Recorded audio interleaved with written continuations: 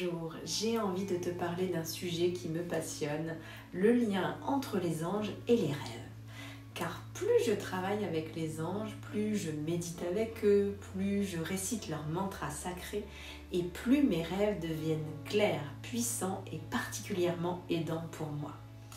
Et je vois la même chose chez les personnes que j'accompagne. Le travail angélique ouvre vraiment une porte intérieure, une porte sur l'invisible où les anges viennent nous parler à travers les symboles, les signes et les synchronicités. Alors comment ça fonctionne?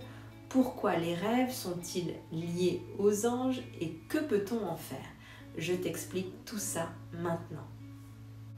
Le rêve, c'est bien plus qu'un simple film de la nuit. C'est un langage sacré, celui de l'âme et de l'inconscient, qui nous montre ce que nous devons transformer, guérir ou réactiver en nous. Les anges, eux, sont des états de conscience, des clés vibratoires qui nous aident à accélérer notre évolution. Il y a 72 anges qui représentent 72 facettes du divin, 72 qualités et vertus pures. En travaillant avec eux, on vient réactiver en nous ces qualités et vertus originelles et cela a un effet immédiat sur nos rêves. Quand on invoque un ange, on appelle une énergie pure, un rayon de lumière. Cette vibration vient éclairer en nous ce qui est harmonieux, mais aussi ce qui ne l'est pas. Et la nuit, pendant que notre mental se met au repos, les anges peuvent nous transmettre des messages, nous montrer nos distorsions ou même nous aider à les corriger. Beaucoup de personnes que j'accompagne me disent « je ne rêvais plus » et depuis que je pratique les mantras angéliques, je rêve à nouveau et de manière très symbolique. Ce n'est pas un hasard. Les anges ouvrent nos canaux subtils, l'intuition, la clairvoyance, la clairaudience, la clairsentience. Travailler avec les anges, c'est lumineux, oui, mais ce n'est pas toujours confortable. Parfois, après s'être connecté à la vibration d'un ange, on se sent dérangé, remué, perturbé par une situation ou par le comportement de quelqu'un. C'est normal. Cela s'appelle le principe de résonance.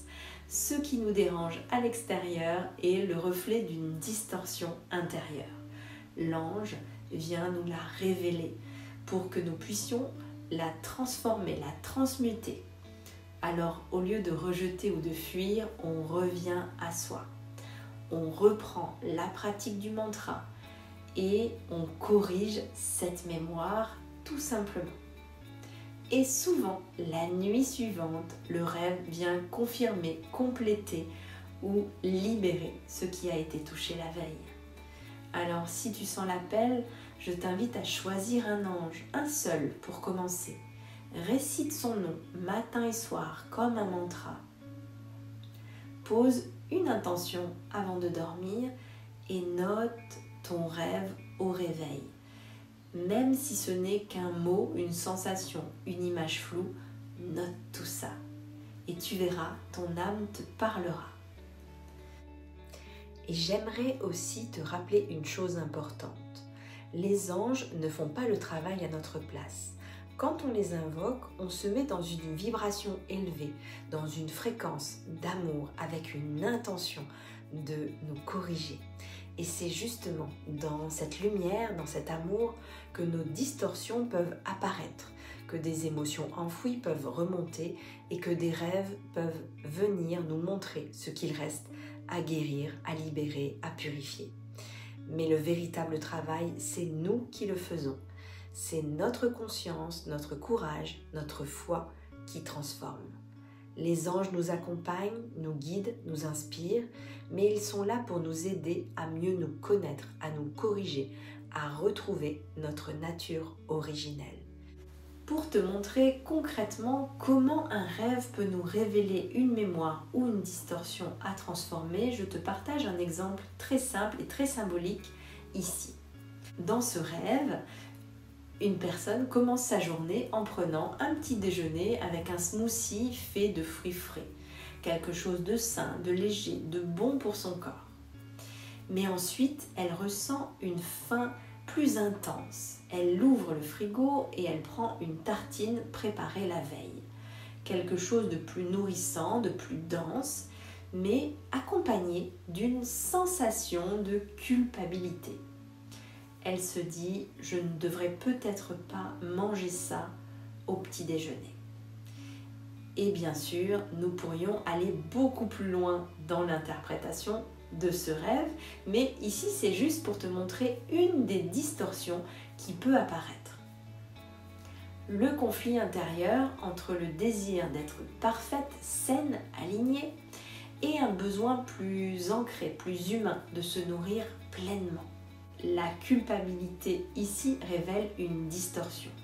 Croire que répondre à ses besoins réels, concrets, pourrait être mal ou non spirituel. Et l'ange qui peut aider à corriger cette mémoire, c'est Ahamia, l'ange numéro 38.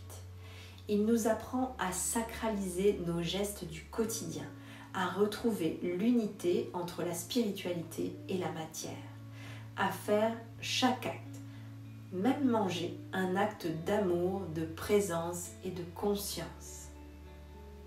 Si cette vidéo t'a parlé, n'hésite pas à t'abonner à ma chaîne, à liker cette vidéo et à me laisser un commentaire. Et surtout, si tu veux, partage-moi un rêve symbolique que tu aimerais comprendre. Et peut-être que je le décoderai dans une prochaine vidéo. En attendant, je te souhaite de beaux rêves et de belles guidances. À bientôt!